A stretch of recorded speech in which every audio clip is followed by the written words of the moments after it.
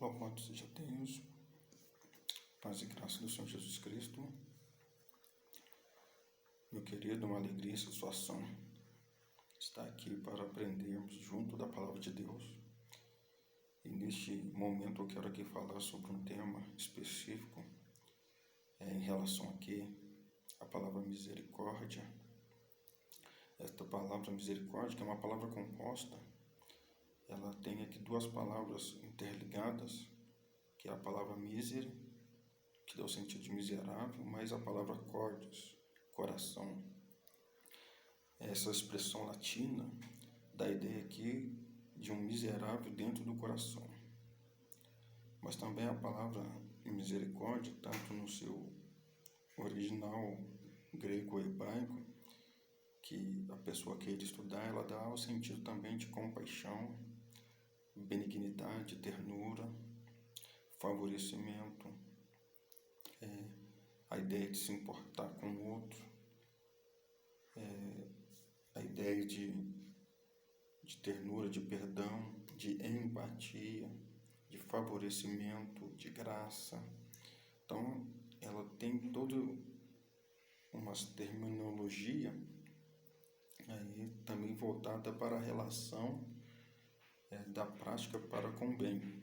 Quando você olha para o sentido de estar voltada para o bem, você olha lá para o profeta Jeremias, capítulo 31, e lá dá a expressão dizendo assim: de longe o Senhor deixou-nos vê-lo. Então, de longe o Senhor chamou a nossa atenção. Por quê? Porque Deus expressou dizendo o seguinte: com amor eterno eu te amei, desde a eternidade eu tenho te amado. E com isto, Deus diz assim: e com benignidade, conforme o profeta diz, eu te atraí. Então, a forte atração, o imã que nos atraiu a Deus foi a benignidade, não a bondade, porque a bondade é sentir o bem, mas a benignidade é praticar o bem. Então, o amor de Deus está voltado esta relação existencial de Deus de pessoa para com pessoa, que é este o propósito de Deus. Nós somos um Deus transcendente, que aos nossos olhos é o Deus que habita nas alturas, mas é o Deus imanente, Deus que se relaciona pessoalmente com o nosso ser. Então nos dá a ideia que Deus, este Deus que é amor, ele tem dentro da sua expressão existencial uma ação praticável do bem. Então Deus prova o seu amor para conosco. Paulo diz isso: Deus prova o seu amor para conosco, em que este deu o seu Filho por nós, Jesus Cristo, a morrer por nós, mesmo nós sendo pecadores. Então ele entregou, ele fez a oferta de amor. Essa foi a expressão máxima de Deus para com a nossa vida, para com a nossa alma. Quando você olha para essa ideia da benignidade de Deus, você também vai se lembrar que Jeremias, ele vai dizer algo lá no livro de Lamentações, quando ele se depara com a Jerusalém arrasada e destruída por Nabucodonosor pela sua invasão.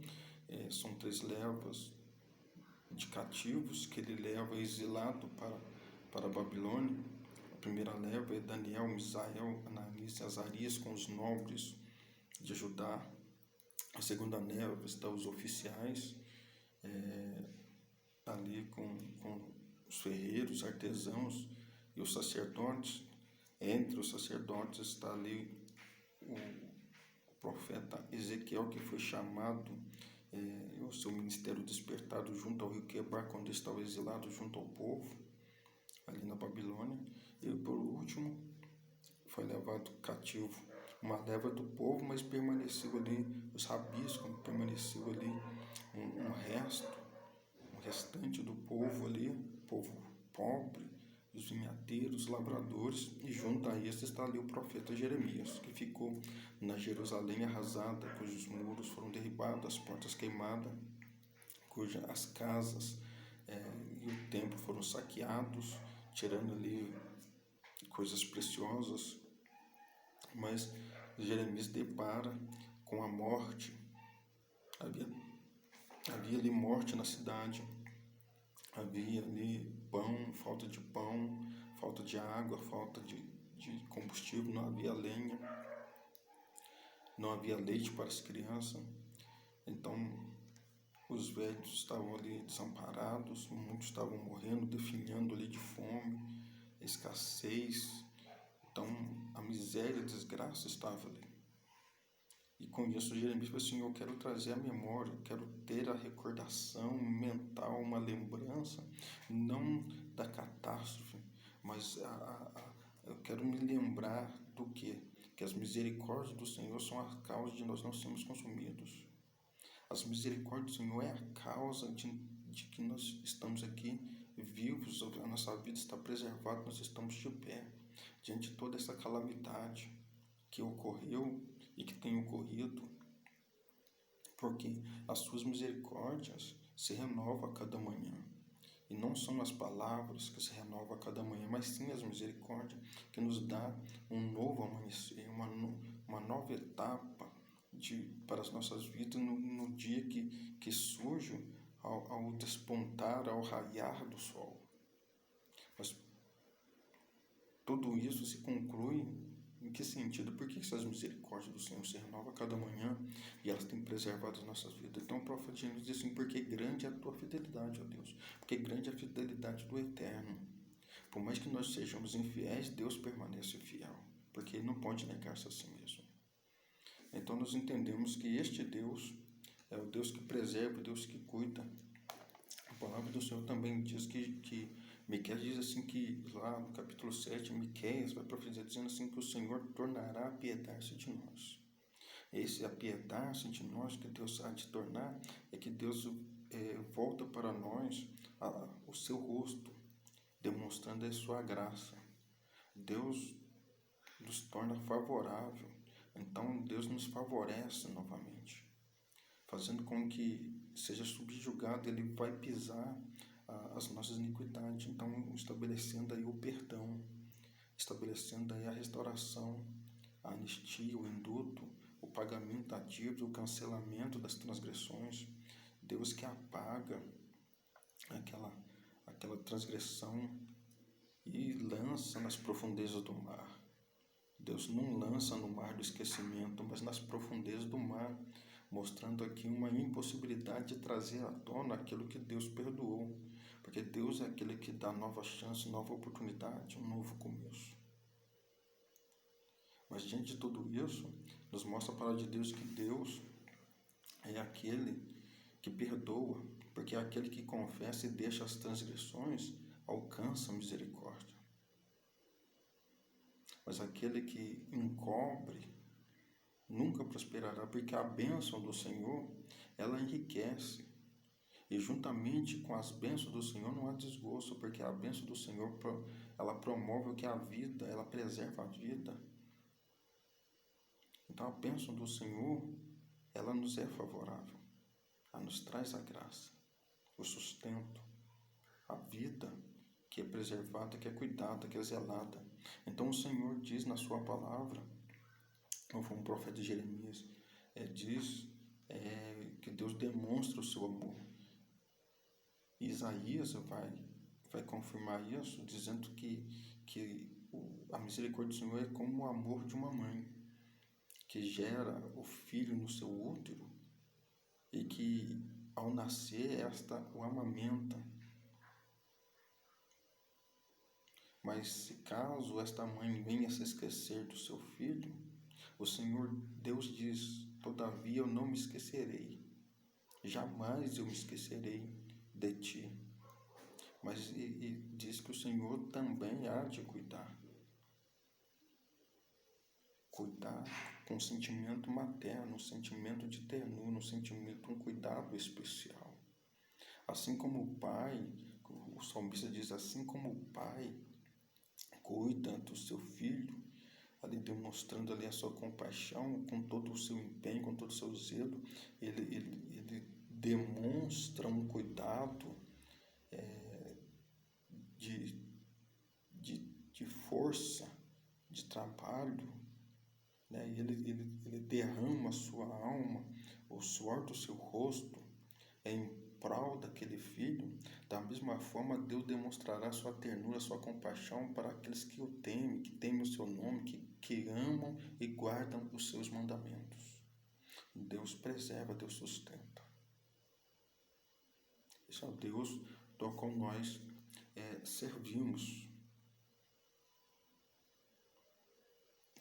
A palavra de Deus diz que Abacuque vai expressar algo muito interessante, dizendo assim que ainda que a figueira não floresça, que não haja fruto na vide, que não haja mantimento no celeiro, que falte pão no celeiro, que falte gado nos currais, que falta ovelhas no aprisco, que falta animais no campo. Todavia, eu me alegrarei no Senhor, no Deus da minha salvação. Nele exultarei, o Deus da minha esperança. Então, o que ele está vendo aqui? O Deus da misericórdia, que preserva a vida e que nos dá, mesmo em tudo isso, é o Deus que antecipa, em especial, nossas vidas.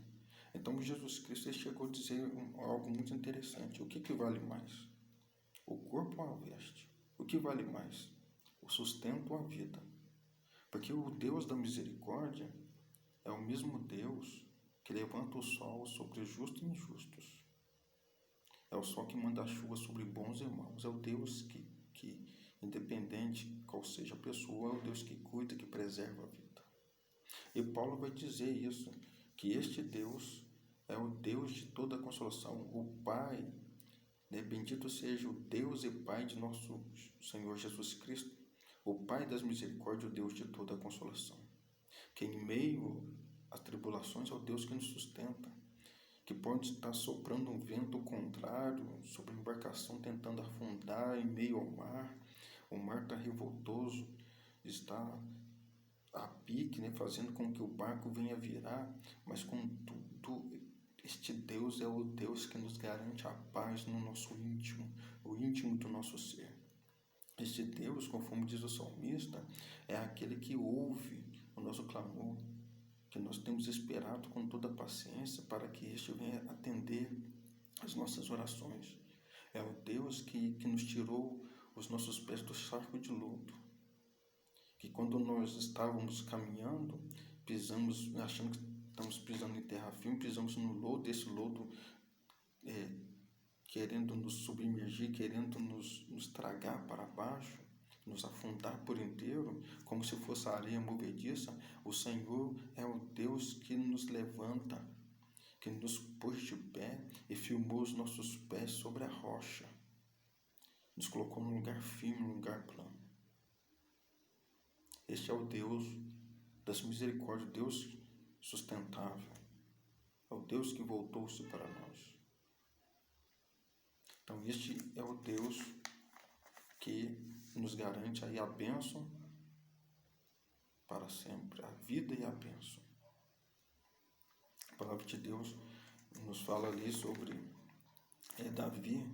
Então, Gade, quando Gade o profeta Gade foi falar com Davi sobre uma situação que Davi foi ali contar o seu exército, e Joabe reprovou diante daquele orgulho, porque ele foi incitado por Satanás. E Gade chegou assim: aqui tem 3 coisas que você precisa escolher: 3 anos de fome, 3 meses de guerra, ou 3 dias de peste em que a espada do Senhor passe por todo arraial de Israel.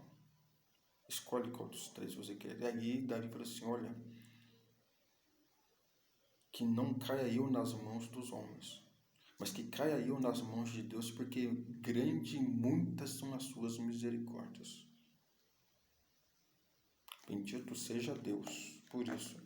Então, por isso que Davi aqui, ele vai estabelecer aqui uma oração, Salmo 51, dizendo assim: compadece de mim, ó Deus, segundo a tua benignidade, apaga as minhas transgressões, segundo a multidão das tuas misericórdias.